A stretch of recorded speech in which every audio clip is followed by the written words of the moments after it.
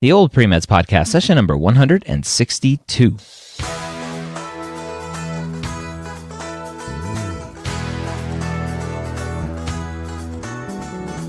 You're a non-traditional student entering the medical field on your terms.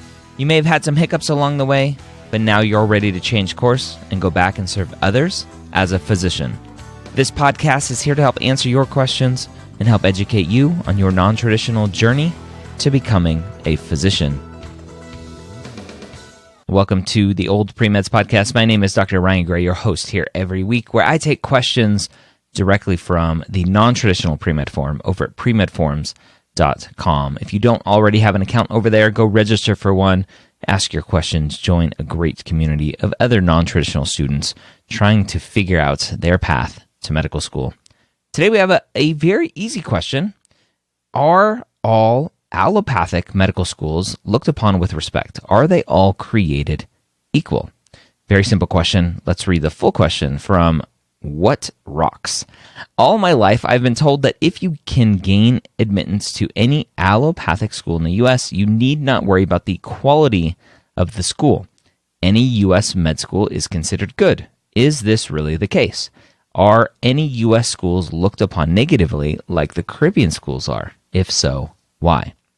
All right, straightforward question, straightforward answer, and I would even change the question a little bit. Now, the student specifically talks about allopathic medical schools. Now, medical schools in the U.S. need to conform to LCME standards. The allopathic medical schools need to conform to the LCME standards, and these are the people who are reviewing each of the medical schools, and it's the Liaison Committee on Medical Education. That's what LCME stands for. They are reviewing each of the medical schools to determine if the medical schools should be accredited. Now, when a new medical school forms, the LCME will review their procedures, review their curriculum, review faculty, all of this stuff, and determine if they should get preliminary accreditation. And once the LCME does that, the school can then accept their first class. And after that first class graduates, I believe this is the process, then they can get their full accreditation. And when they do that, then the LCME is basically saying you conform to the standards of every other medical school, at least a bare minimum that we want you to be at.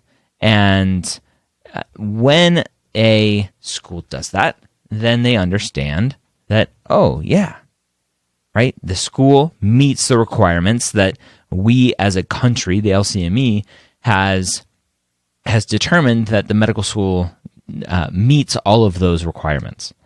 And for the osteopathic medical schools, they have the same thing. It's the American Osteopathic Association Commission on Osteopathic College Accreditation, and that's the LCME equivalent for osteopathic medical schools. And again, they have their standards. They make sure that schools meet those standards. And so if you are a medical school in the U.S., allopathic or osteopathic, you are going to meet all of the standards. Now, the question, are they looked upon with respect? Are they equal? Now, you're going to run into individual biases, right? We are human beings. We have our own biases. I, for one, am a University of Florida grad, and so I think Florida State is terrible. And people who want to go to Florida State, I think, have terrible education.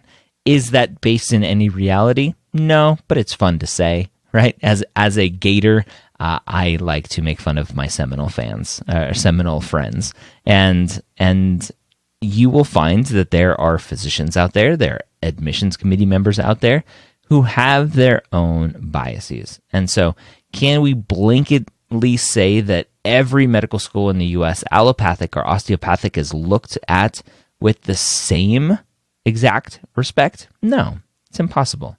Right? You're going to have people who look at a degree from Harvard and go, oh, that's better than State School University.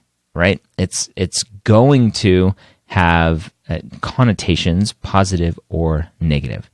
Will you get the same education? 100%. because they're all teaching to the same standard. They're all teaching to make sure that you pass step one. You pass and do very well on step one, that you pass and do well on step two. They're all teaching to the same level. And education, knowledge, is commoditized at this point.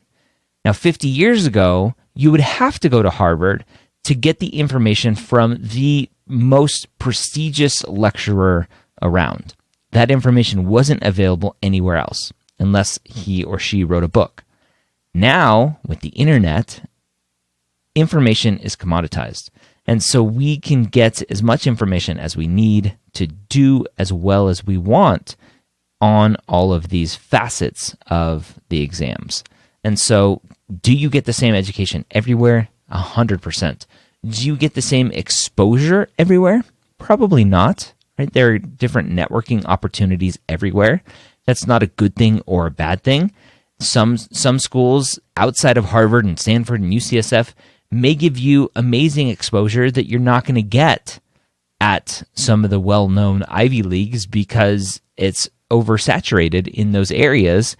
And at a smaller school, you may get more one-on-one time with a PI, more one-on-one time with a faculty, more one-on-one time with a residency program director.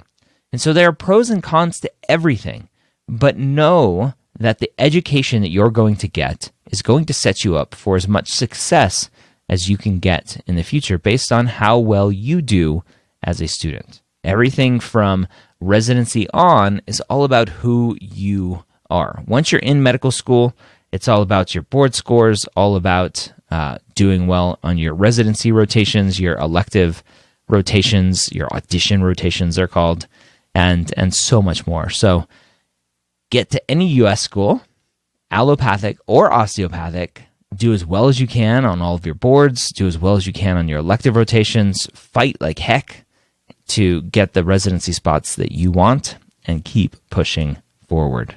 All right, there you have it. I hope that was a great episode for you, all about the respect that U.S. allopathic or osteopathic schools get as a whole. I hope you have a great week. We'll see you next time here on the Old Pre-Meds podcast.